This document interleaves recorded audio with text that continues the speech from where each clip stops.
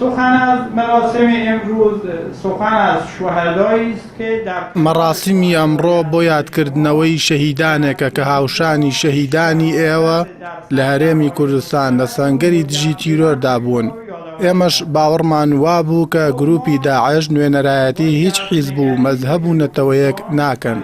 هەر لەو ڕۆژەوە ئێمە باوەڕمان وابوو ئەو گروپە دەبێتە مەترسی بۆ ناوچەکە. هەر بۆیە لە سەرەتای دەرکەوتنی ئەو گروپەوە حکوومەتی عێراق داوای هاوکاری لێ کردین بە زووی ڕاوێژکارە سەربازیەکانمان ناردە ئەو ناوچەیە.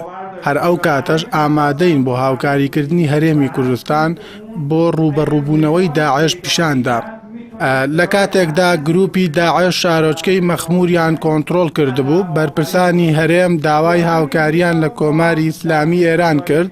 تەنها چەند سەعاتێک دوای داواکاریەکە فەرماندە قاسم سولێمانی و ڕاوێژکارانمان گەیشتنە هەولێر.